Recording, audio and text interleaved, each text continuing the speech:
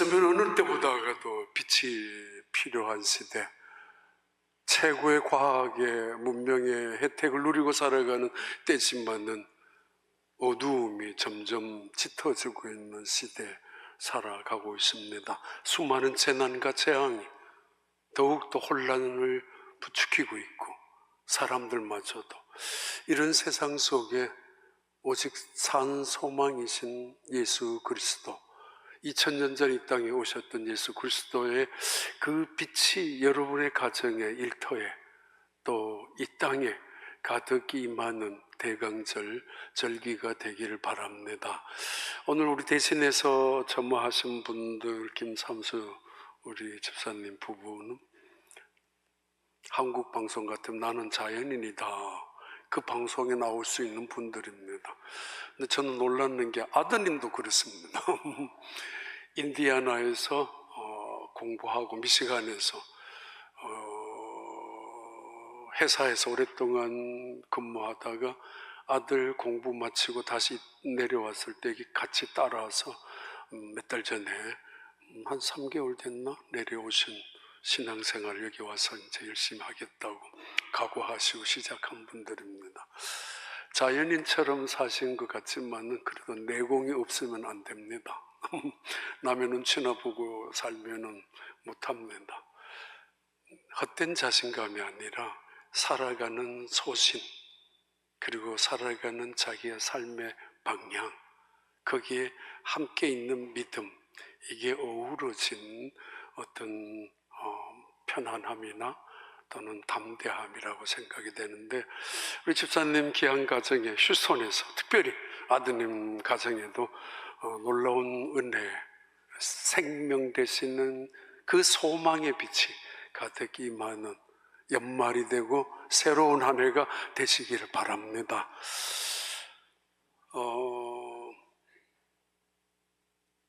음모와 술수를 오한 옷으로 가리고 사는 사람들, 사랑이라는 명분이지만 때로는 탐욕과 욕망에 가득한 사람들, 우아한 교양으로 가면을 쓰고 있지만 때로는 웅장한 화려한 파티를, 만찬을 베풀어 놓지만 서로가 암투를 벌이고 있는 그런 사람들이 모인 곳이 있습니다.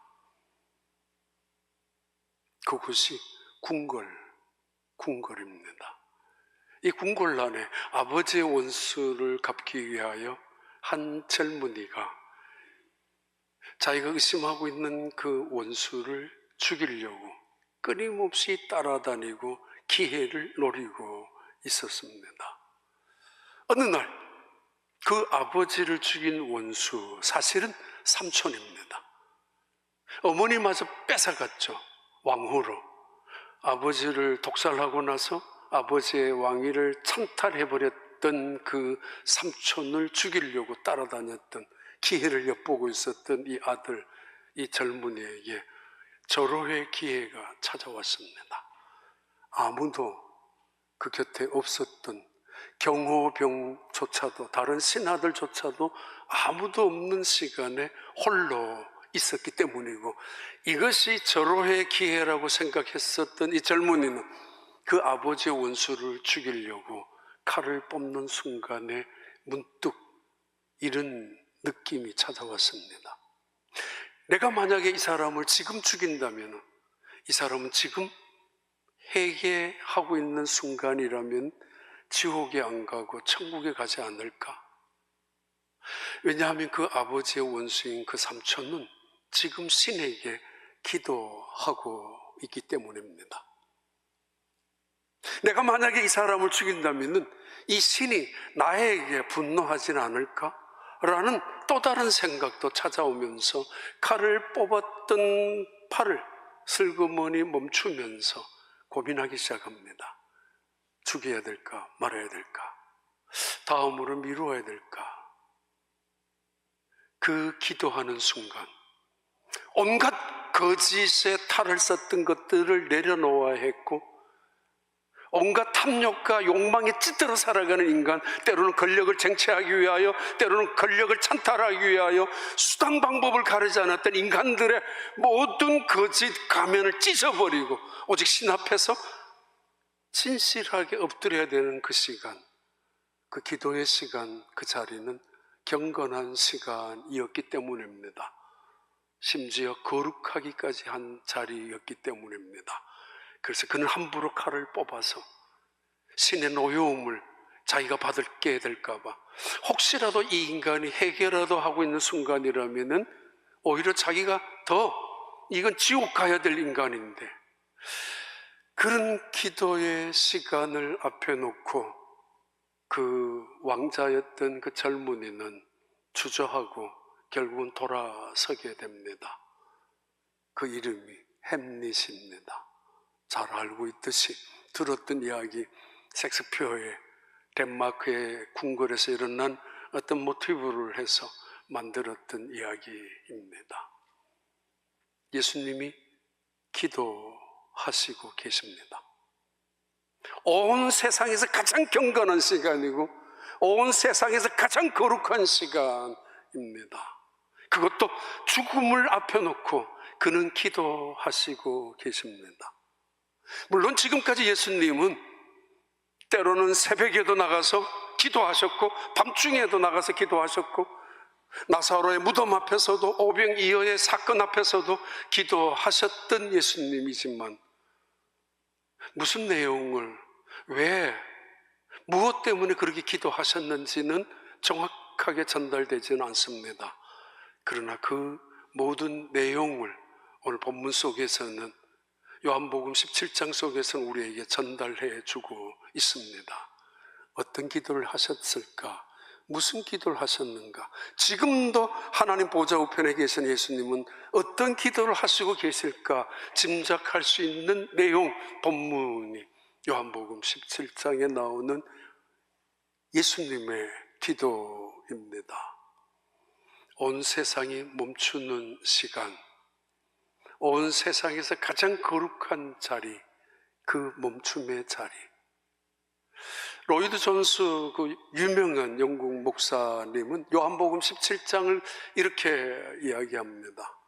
기독교 전체의 가장 중요한 프레임을 갖고 있는, 그리고 하나님이 누구인지, 예수님이 어떤 분인지 기독론에 대해서 명확히 설명해 주기도 하는 그런 중요한 내용이 오늘 본문 속에 나는 기도라고, 기독교의 전체의 윤곽을 드러내는 그런 기도, 오늘 본문 서론 말씀을 들으려고 합니다.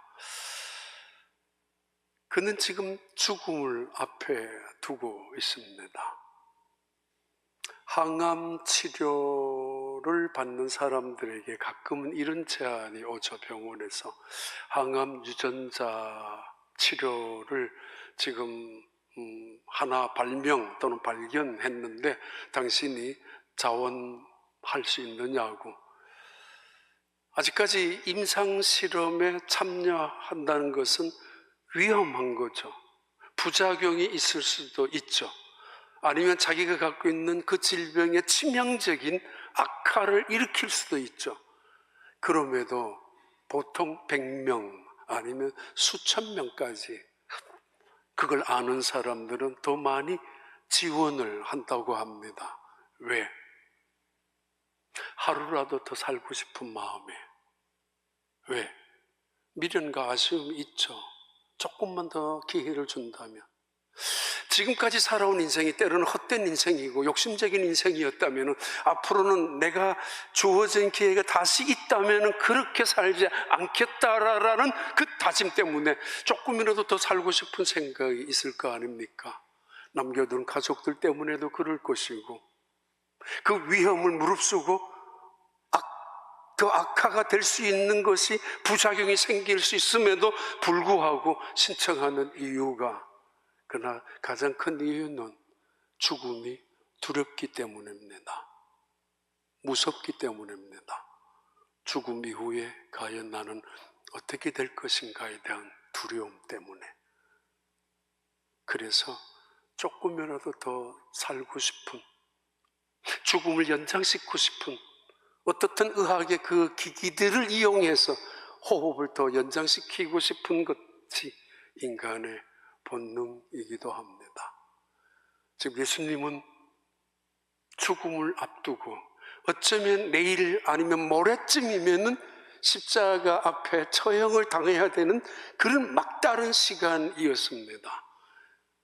이미 심상치 않는 예수님의 태도나 모습을 보고 제자들은 걱정도 하고 제자들은 불안하기 짝이 없습니다. 저 예수님이 지금 도대체 어디로 가실 것이지? 지금 무슨 말씀을 하시고 계시는지. 그런 제자들을 향하여 예수님께서는 이렇게 시작하셨죠. 너희는 마음에 근심하지 말라. 하나님을 믿으니 또 나를 믿으라고. 내가 내 아버지 집에 갈 텐데 너희 있을 곳을 예비하러 가는 거야. 내가 갈 거야. 그렇게 말씀하시면서 마지막 부분에 그 유명한 그분의 다락방 강화 혹은 마지막 강의 라스트 렉처라고 불리는 고별 티칭, 그 말씀을 이렇게 마무리하고 있습니다. 요한복음 16장 32절 33절입니다. 보라, 너희가 다 각각 제 곳으로 흩어지고 나를 혼자 둘 때가 오나니 벌써 왔도다. 그러나 내가 혼자 있는 것이 아니라 아버지께서 나와 함께 계시느니라. 이것을 너희에게 이르는 것은 너희로 내 안에서 평안을 누리게 하려 함이라. 세상에서는 너희가 환난을 당하나 담대하라, 내가 세상을 이기었노라. 예수님이 제자들을 향하여 줄 수 있는 말씀이며 동시에 요한복음을 기록한 요한은 매우 의도적으로 우리에게 증언하듯이 말씀합니다. 지금 요한복음을 기록한 그때는 일반적으로 다른 복음서가 기록되어지고 난 다음 30년이 지난 즈음 초대교회의 성도들이 내부적으로는 유대교에서 출교를 당하고 심지어 내부적으로 이단들이 몬타노스나 말세온이나 이상한 영지주의 이단들이 나타나기 시작한 그때이기도 합니다. 외부적으로는 아주 탄압이 무자비하게 들어오는 강압적인 박해가 시작되는 내외적으로 어려움을 당하고 있는 그 순간에 초대교회 성도들은 공동도에서 출교를 당하고 쫓겨나고 정부로부터 핍박을 당하는 순간에 그들은 동굴 속으로 은신하고 피신하기 시작합니다. 그러면서 그들의 마음속에 흔들리고 있는 신앙의 고백이 있습니다. 도대체 예수님은 정말 하나님의 아들 맞아? 예수님이 정말 부활하신 분 맞냐고? 하나님이 예수님을 메시아로 이 세상에 보내주셔서 우리의 구원을 위하여 그분이 사역을 하셨고 그 구원의 사역을 완성시킨 것이 맞냐고? 혼돈, 혼란, 그리고 심지어 절망까지 있는 그런 순간에 요한복음을 기록한 요한은 그들을 향하여 예수님이 누구인지 기독론에 대해서, 하나님이 왜 예수님을 보내셨는지 신론에 대해서, 그 하나님은 어떤 분인지 확실하게 증언하고 있는 내용들이 마지막 13장부터 16장까지 말씀하셨고, 그리고 그 말씀 이후에 예수님은 저녁 무렵에 하늘의 달을 쳐다보고 계셨는지 별을 보고 계셨는지 그건 홀로 기도하시고 계십니다. 이 기도를 우리는 대제사장의 기도라고 16세기 이후 계속 그렇게 부르고 있습니다. 왜냐하면 완벽한 중보자의 기도이기 때문이고, 더더구나 죽음을 향하여 자기의 몸을 제물로 바치고자 하는 자신의 기도이기 때문에 대제사장의 기도라고, 그리고 동시에 이 대제사장의 기도는 그의 마지막 공적인 마지막 기도이기 때문에 온 세상의 백성을 향하여 던져주는 피 묻은 기도이기 때문에 그렇게 대제사장의 기도라고 부릅니다. 그냥 마지막 공적인 기도, 그의 고별 기도라고 이렇게 부를 수도 있습니다. 톰슨 라이트라는 아주 유명한, 이분도 영국 목사님이신데 그분의 책 가운데 언젠가 한번 기억나는데 이런 이야기를 하셨습니다. 자기 성도들 중에 한 사람에게 성경을 낭독하는 프로그램을 만들어서 녹음을 시켰는데, 한 사람이 요한복음을 읽으면서 낭독하면서 요한복음 17장을 낭독하는 순간에 그분은 자연스럽게 무릎을 꿇고 두 손을 들고 그 성경책을 뚫어지게 바라보면서 마치 예수님이 기도하듯이 그 기도문을 요한복음 17장을 낭독했었다고. 앞에서 바라보았던 톰슨 라이트라는 목사님은 가슴이 찢어질 듯 아팠다고, 죄책감으로. 그리고 그 죄책감은 순간적으로 터져나오는 울음으로, 감동으로 바뀌어서 그도 무릎을 꿇고 두 손을 들고 하나님을 찬양하기 시작했었다라는 에피소드가 요한복음이라는 그 책 속에, 그분이 쓴 책 속에 나오는 에피소드 하나입니다. 그런 요한복음 17장 대제사장의 마지막 기도는 이렇게 시작합니다. 요한복음 17장 1절입니다. 예수께서 이 말씀을 하시고 눈을 들어 하늘을 우러러 이르시되 아버지여 때가 이르렀사오니 아들을 영화롭게 하사 아들로 아버지를 영화롭게 하게 하옵소서. 그의 기도의 첫 번째 우리가 알아야 되는 것은 예수님의 기도의 모습, 예수님의 기도의 태도는 어떠했을까? 예수님은 제자들에게 집중적인 아주 인텐시브한 코스로 라스트 렉처를 집중적으로 하시고 난 다음 고단했을 겁니다. 아니, 지치셨을 겁니다. 인간적인 면으로서는 두려움도 없지 않아 있었을 텐데 외로움까지 느끼며 그는 걸어서 산 언덕으로 올라가셨습니다. 그리고는 손을 들고 눈을 들어 하늘을 우러러 보시고, 그리고 이렇게 말씀하셨습니다. 아버지여, 때가 이르렀습니다. 하늘을 향하여 우러러 보면서 아버지여, 때가 이르렀습니다. 예수님과 하나님과의 관계를 이보다 더 명확하게 분명하게 언급하고 있는 곳이 얼마나 있겠습니까? 하나님은 언제나 친밀하신 분이고 언제나 우리 곁에서 우리와 동행하시는 분이고 우리를 때로는 안아주시고 품어주시고 지켜주시는 그런 분이 하나님이십니다. 그런데 이때 예수님의 기도의 모습은 마치 그분은 하늘 높은 곳에 계시는 것처럼 표현하고 있죠. 왜요? 기도의 성패는 세 가지 달려져 있습니다. 첫 번째는 진실성입니다. 기도의 성패는 첫 번째 진실성에 달려져 있습니다.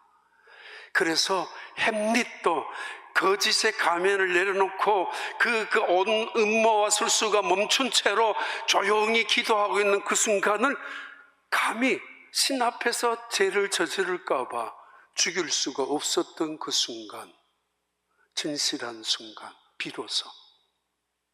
두 번째 성패는 간절성입니다. 절박함을 느끼며 간절하게 인내도 하고 끝까지 간절함으로. 그리고 세 번째 기도의 성패는 겸손성입니다. 자기를 낮추는 것입니다. 내가 하늘을 우러러 바라본다는 이야기는 예수님 그분은 하나님과 동등된 삼위일체 하나님 아닙니까? 그러나 그는 이 순간, 이 땅에 계셨던 순간순간, 기도했던 순간순간 언제나 자기를 낮추었습니다. 심지어 자기 얼굴을 땅에 대고 무릎을 꿇고 하나님을 향하여 기도했습니다. 기도의 성패, 겸손성, 자기를 낮추는 겸손성. 하늘을 우러러 눈을 들어 바라보신다는 또 다른 의미는 마음과 마음의 그 교감을, 눈빛 속에서 바라볼 수 있는 신뢰감을 확인하는 순간이기도 합니다. 아주 억울한 한 사람이 누명을 쓴 채로 이제 마지막 재판 속에 사형을 선고받을 수도 있는 순간입니다. 아무리 호소해도, 아무리 설득해도 증명해 줄 증인이 또는 증거가 없습니다.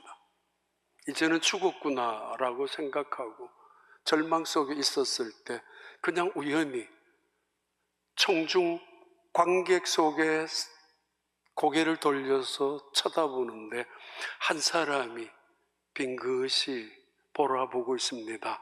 그분과의 시선이 마주칩니다. 바로 그 사람은 자기의 억울함을 알고 있는, 그리고 그 억울함을 증명해 줄 수 있는 증거와 증인이기 때문입니다.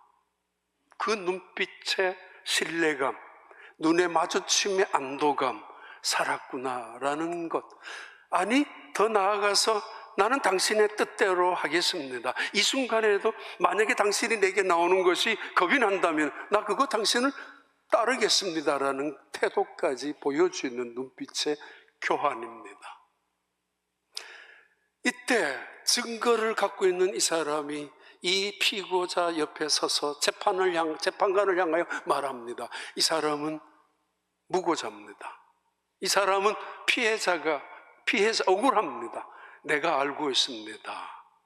바로 그 사건을 파라클레톤 보혜사 성령이라고 합니다.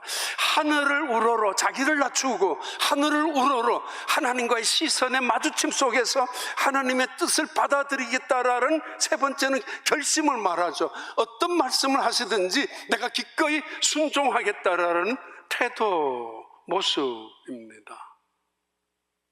그는 눈을 들어 하늘을 향하여 바라보며 아버지, 때가 되었습니다 라고 시작하고 있는 그 기도, 거룩한 기도, 웅장한 기도이죠. 더더구나 이 순간은 죽음을 앞에 두고 있기 때문입니다.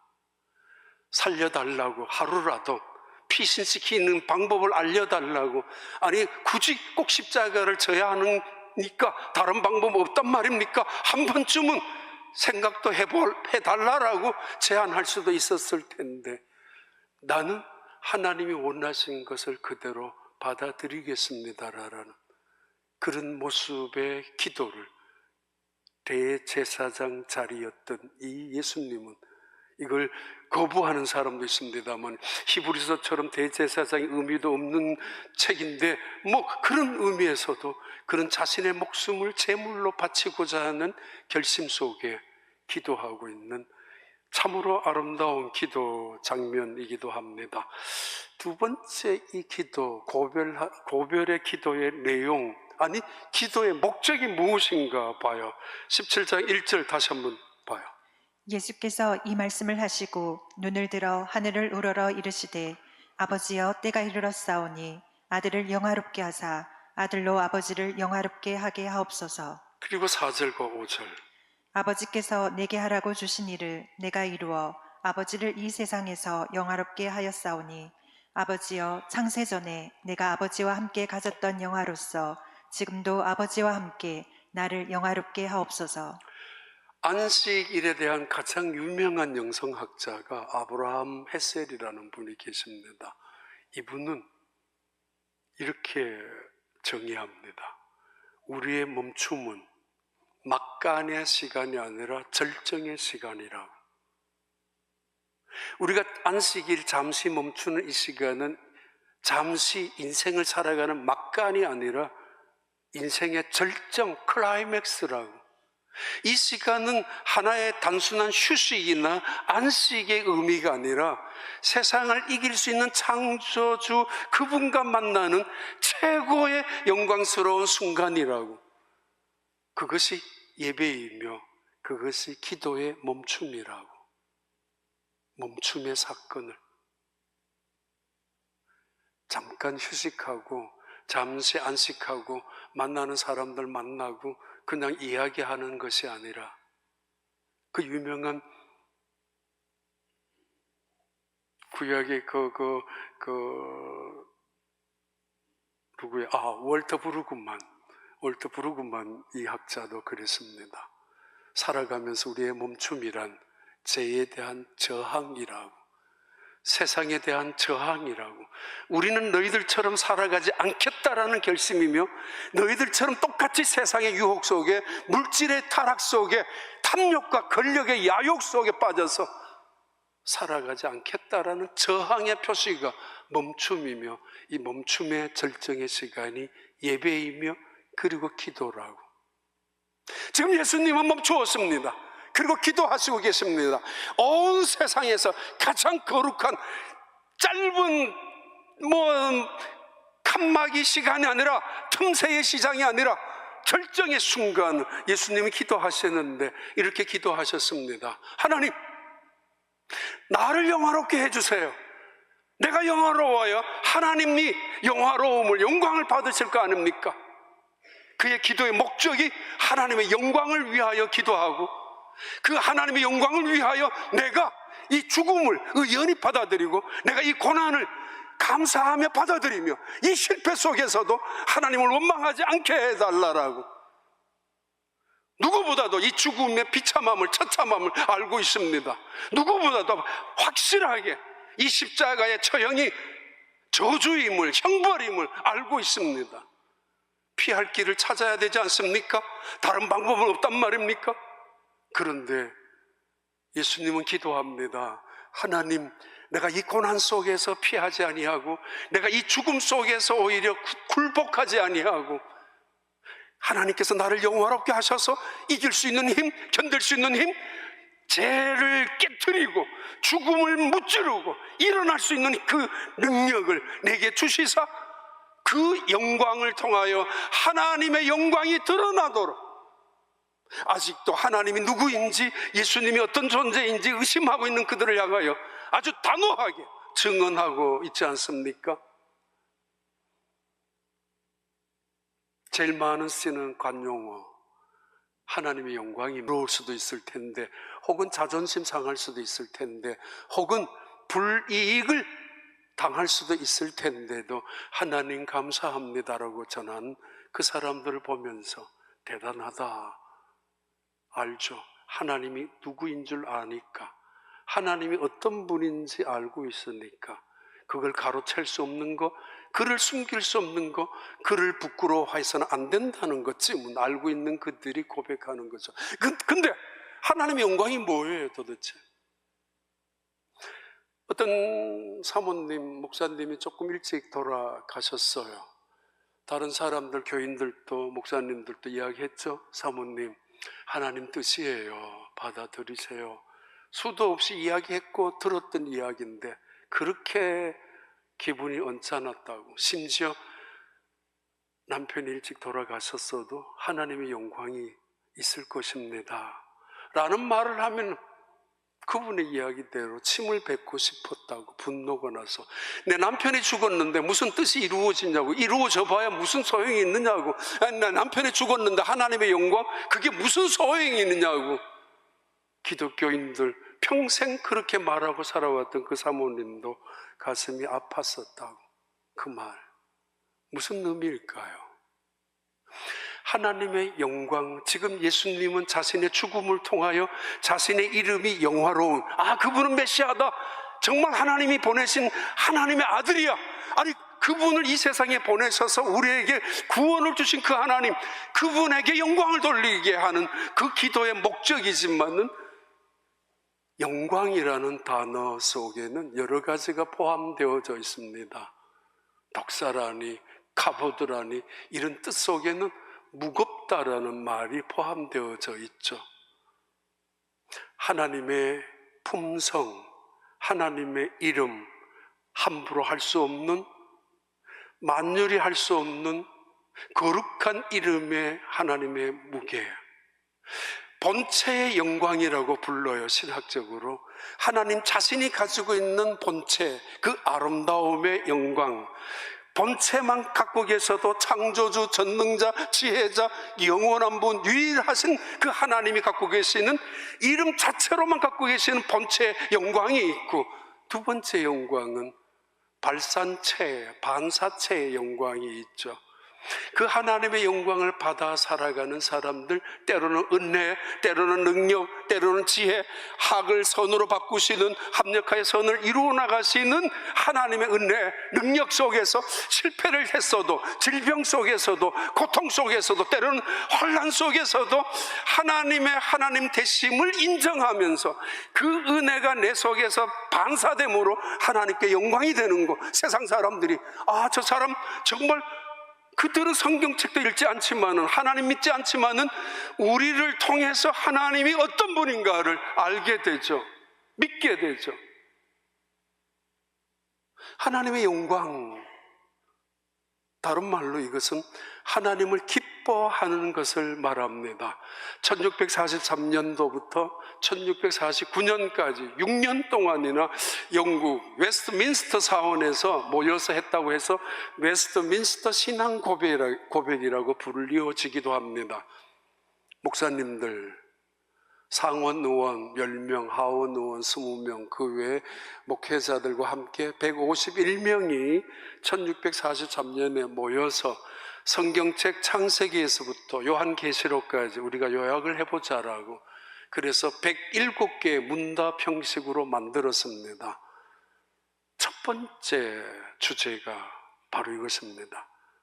사람의 제일 되는 목적은 무엇인가? What is the chief end of man?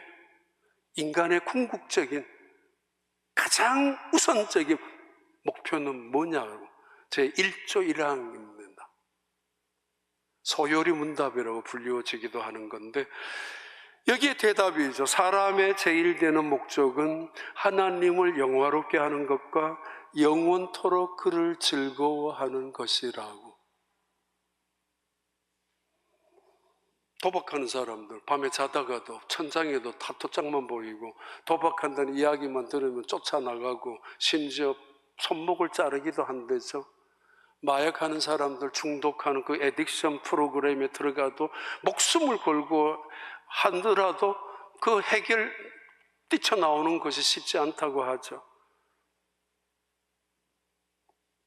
뭐라 그래, 표현이 좀 죄송한데 물질에, 권력에 또는 쾌락에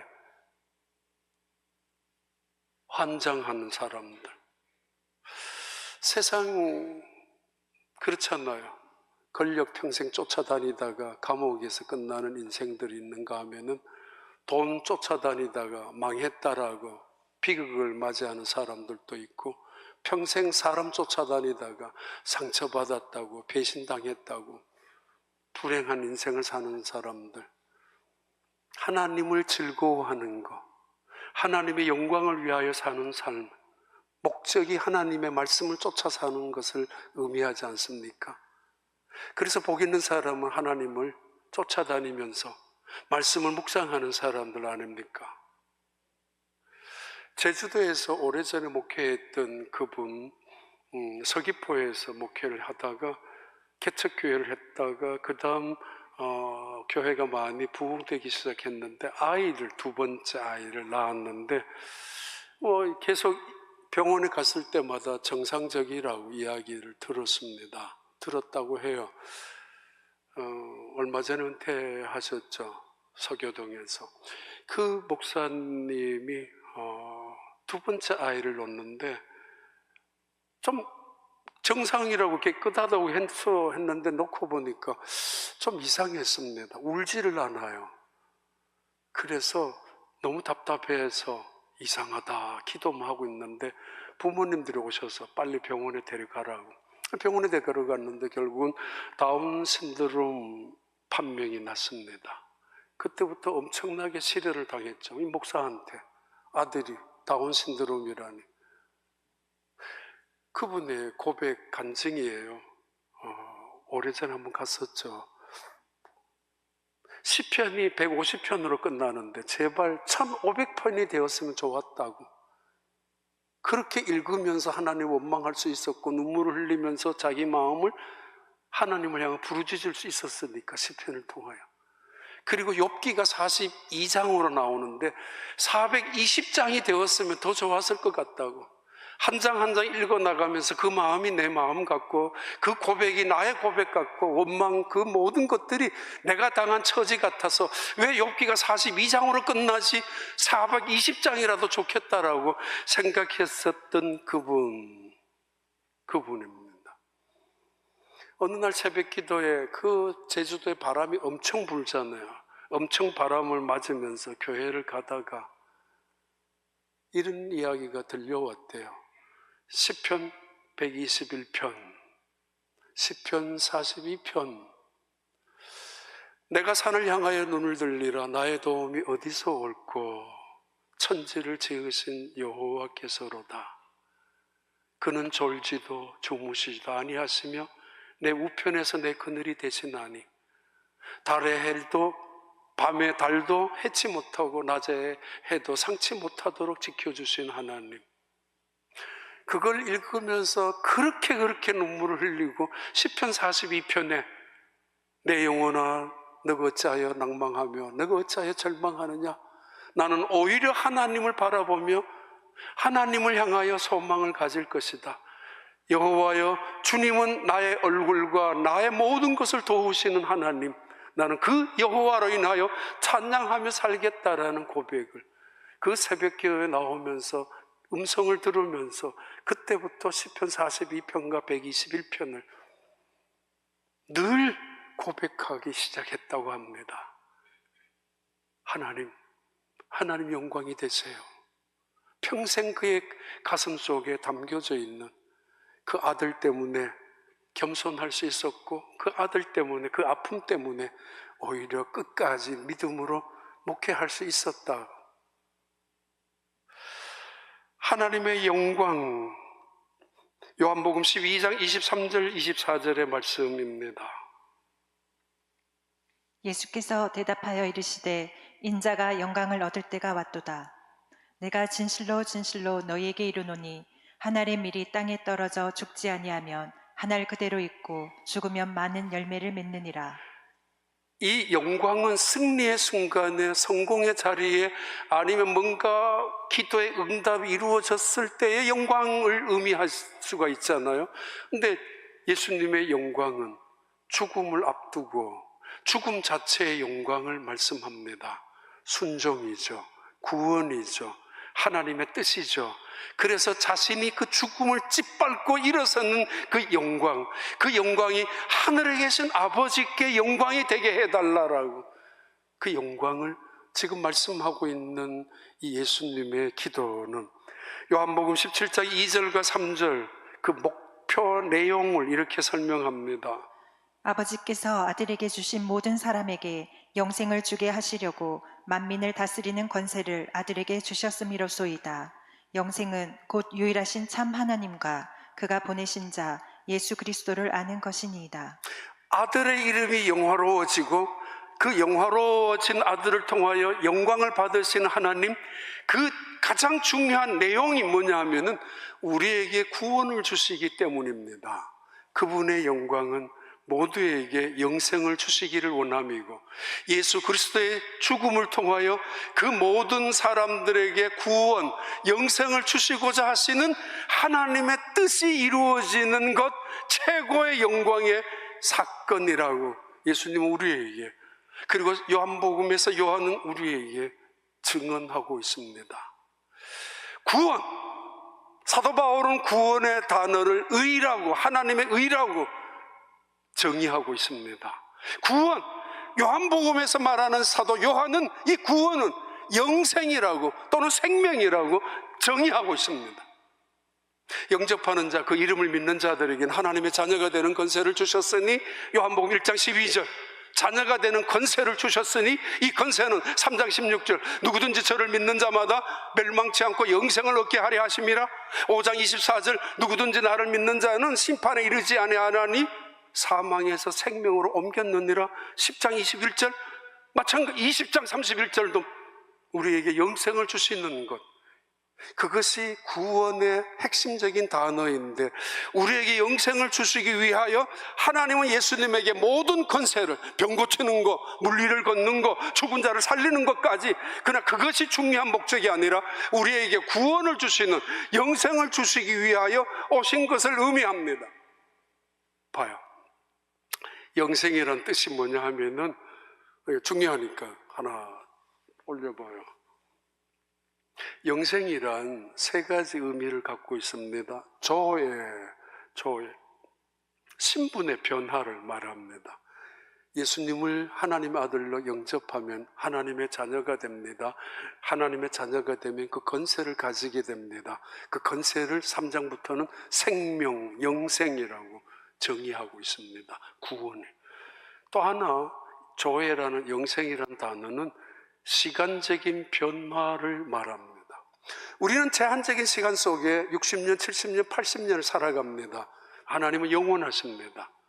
내가 구원받았다면, 영생을 받았다면 영원하신 하나님의 시간의 세계 속에 개입하고 편승하고 동승하게 되는 것을 말합니다.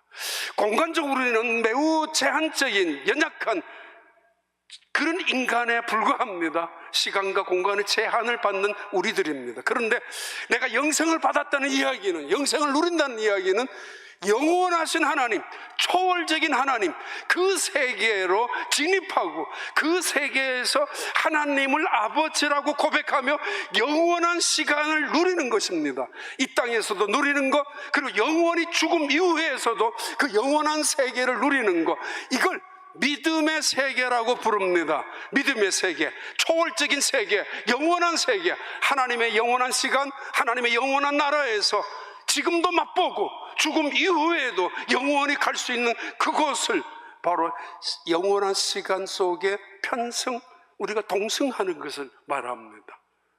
영생이 뭐냐고, 구원받았습니까? 예. 그럼 뭘 받았어? 영생을 받았다고. 두 가지라 그랬죠. 그리고 세 번째, 오늘 본문 속에서 영생이란 참 하나님과 참 예수님을 제대로 아는 것을 말합니다. 우리는 하나님과 동행한다고 말합니다. 근데 잘 알지 못한 채 동행한다면 그것만큼 불편한 시간이 어디 있습니까? 낯선 사람과 함께 걷는 길이 지루할 수밖에 없고, 모르는 사람과 함께 하는 시간이 정말 그거는 너무도 불편할 수밖에 없겠죠. 심지어 나를 싫어하고 나와 원수가 되는 대적 같은 사람과 함께하는 시간이라면 지옥이죠. 하나님과 함께하는 시간, 낯설지 않고 불편하지 않기 위해서는 그분이 어떤 분인가를 알아야 합니다. 예수님과 동행하는 사람들이라면 예수님이 무엇을 하시고 계셨는지, 무슨 일을 위하여 오셨는지, 왜 다시 돌아가셨는지, 어떤 분인지 모른 채로 걷는다면 그것만큼 어리석은 신앙의 길이 어디에 있습니까? 영생이란 하나님을 아는 것, 동의와 하나님을 믿는 것, 예수님을 아는 것, 동의하는 예수님을 믿는 것인데, 제대로 알고 믿어야 되고, 제대로 믿는다면 제대로 알아야 된다는 것이죠. 그분이 어떤 분인지, 하나님이, 예수님은 어떤 분인지, 왜 메시아가 되었는지. 지금 예수님은 어두컴컴한 그 순간에 언덕 위에 홀라 올라가셔서 하늘을 우러러 기도하시고 계십니다. 아버지, 이제 때가 되었습니다. 내가 죽어야 될 때 피하지 않겠습니다. 주님이 말씀하신 그대로 순종하겠습니다. 그리고 내가 이것을 이길 때 내 이름이 영화로워질 것이고, 그럴 때 하나님의 영광이 드러나는 최고의 영광, 그것이 이루어지지 않겠습니까? 그 영광이 뭐죠? 내가 구원받는 것, 내가 하나님을 아는 것, 내가 구속의 은혜를 깨닫고 하나님을 믿는 것, 그것을 말합니다. 요한복음 20장 31절 말씀 봐요. 오직 이것을 기록함은 너희로 예수께서 하나님의 아들 그리스도이심을 믿게 하려 함이요 또 너희로 믿고 그 이름을 힘입어 생명을 얻게 하려 함이니라. 교육전도사를 할 때 50년 전쯤 소년부를 맡은 적이 있습니다. 5학년, 6학년. 그때 우리 소년부의 총무 선생님, 대학생이었죠. 그 선생님이 계셨는데 그 아버지가 군인이었습니다. 굉장히 아주 완고한 군인이었는데, 직업 군인이었는데, 교회만 가 있으면 그 아들의 멱살을 잡고 끌고 나갔습니다. 가끔은 그 아내, 예배드리는 그 많은 사람들 중에도 자기가 집에 왔을 때 아내가 보이지 않으면은 교회 예배당에 쫓아와서 그 아내의 머리카락을 붙잡고는 질질 끌고 나가신 적도 있었습니다. 그분이 간암 말기로 돌아가신 때에 지금도 기억이 있습니다. 첫 번째 임종하는 사건이었기 때문에 제가 전도사 시절에 그 아들이 2명 있는데 아들도 마루에 앉아서 방 안에를 못 들어갔습니다. 그 아내도 밖에 계셨습니다. 그리고는 그냥 있으면 안 되니까 라디오가 아니지 카세트 테이프가 돌아가는 거기에 찬송 레코드를 틀어놓았습니다. 복음성 같은. 근데 그거 하면 뭐예요? 그래도 저는 또 들어갔죠. 가라고 해서. 눈물을 감을 수가 없었습니다. 제 기억으로는 지금도. 생생한 건 아니지만은 눈만 감으면 이상한 소리들이, 꼭 개인물들이 혹시 저거 목사 이상하지 않는가. 근데 눈 감으면 꼭 귀신 같은 것들이 어른거려가지고. 그리고 이분은 얼마나 숨이 안 고르고, 물론 고통스러웠겠죠. 그래서 소리를 자연스럽게 악을 써야 되겠죠. 그런데 그 악을 쓰는 것보다 더 몸부림을 치면서 악을 쓰는 장면, 그 모습을 본 적이 있습니다. 몇 년 후에 그 교회에서 담임이 아니지 전임 전도사가 되었을 때 막 목사 안수를 받고 나서 제가 맡고 있는 교구에 영어 선생님이었던 어떤 여자 선생님이 암이었습니다. 말기암 환자였기 때문에 아침에 집에서 교회로 갈 때 들렸고 집으로 갈 때 다시 들렸고, 그래서 한 몇 달 동안은 들락날락하면서 기도를 해 준 적이 있습니다. 그 선생님 치료받으면서도 휴가를 안 내고 마지막 순간에는 이제 사직을 했지만은 긴 편지를 계속 적어 나갔었는데, 한 번은 마지막 때였습니다. 제가 그때 막 안수를 받았을 때, 목사님, 나 이제 죽어도 괜찮을 것 같습니다. 내가 이제 하나하나 싱글이었어요. 연세는 드셨는데 하나하나 다 정리했습니다. 그리고 나 오늘 하나님이 나를 데려가서도 하나님 곁에 간다는 마음의 평안이 있습니다. 걱정하지 마세요. 고쳐달라고 이야기하지 마세요. 라는 그런 기도, 그런 부탁이었고, 그런 내용의 많은 편지들을 계속 혼자 있으면 그냥 적고 있었는데, 그 다음날 가서 보니까 그날 밤에 돌아가셨습니다. 너무도 평안하게. 근데 그 어머니가 딸이 아프기 때문에 더 시골에서 올라와서 딸을 옆에 케어해 주었는데 항상 못마땅하게 보았습니다. 저를 마치 왜 오느냐고, 나가라고, 그 하나님을 원망하듯이. 이 딸이 그 귀한 딸이었고 공부 잘하는 딸이었는데 이 하나님 이렇게 몹쓸병에 데려가다니 말도 안 된다고 그렇게 했었던 어머니가 딸의 죽음 이후에 교회에 나오기 시작했습니다. 이유는 하나였습니다. 내 딸을 보면서 천국이 있다는 거 분명히 내가 알았다고. 내 딸의 죽음을 보면서 영생이, 구원이 뭔가를 내가 조금이나마 배우게 되었다고. 내가 이렇게 하나님을 아는, 예수님을 아는데 어떻게 교회 안 나갈 수 있느냐라는 그 비슷한 이야기를 하신 어머니. 지금은 모르겠습니다. 어디에 어떻게 아마 돌아가셨을 겁니다. 하나님의 영광, 우리에게 영생을 주시고자 하시고, 우리가 그 영생을 알면서 영생의 근본자이신 하나님을 알게 되는 것, 예수님을 알게 되면서 예수님을 떠나지 않는 삶, 어떤 순간에도 그것이 통체적인 영광이라는 거죠. 그리고 예수님은 하나님 우리에게 이런 영광을 이야기하신 적이 있습니다. 자기가 만든 창조 세계 기뻐하는 사람들, 자기가 보여주는 하나님의 거룩성, 창조의 세상의 아름다움을 만끽하는 사람들, 어떤 순간에도 그것이 하나님의 이름을 영화롭게 하는 것 중에 하나죠. 오클라호마 시티 갔을 때 다운타운에 아이들 많이 죽었잖아, 테러 때문에. 그 어린아이들 프리스쿨이 거기에 건물이 있었거든요, 종합청사에. 그 아이들 이름을 하나하나 새겨가지고 물방울이 흘러가게 만드는 공원이 있습니다, 오클라호마 시티에. 한 번 점심시간에 갔는데 어떤 여자분이 그 중에 하나에 물방울이 떨어지는 이름자 앞에 손을 가지고 계속 문지르더라고요. 아들이었는지 몇십 년이 지났는데도 너무 사랑해서, 너무 예뻐서, 가슴 아파서 만지고 있는, 비석 앞에서 자기의 비석에 붙잡고 안기도 하는 사람들의 가슴 아픈 눈물들. 때로는 내 아들이 만든 작품을 만지고 내 딸이 남겨둔 작품을 자랑스러워하는 사람들. 하나님을 영화롭다라고 하는 태도는 그런 태도를 말합니다. 어떤 순간에도 내게 닥쳐 있는 거 하나님이 주신 것이야. 만지고 사랑하고 아끼고 자랑스럽고, 그리고 마음의 평안을 얻는 것. 예수님은 이 기도를 하신 후에 제자들에게 이렇게 하셨습니다. 야, 내가 왔던 하나님 곁으로 갈 거야. 다시 가면은 오랫동안은 보지 못하겠지만은 내가 다시 오게 될 거야. 그 제자들을 만나면서 마지막 말씀을 하셨습니다. 내가 아버지께로 다시 가지만은 다시 올 거야. 너희들 있을 곳을 준비해서 다시 돌아올 거야. 천사도 동일하게 이야기했습니다. 제자들을 향하여 너희들 왜 이렇게 멍하니만 있느냐고. 너희들이 본 예수님은 다시 오실 것이라고.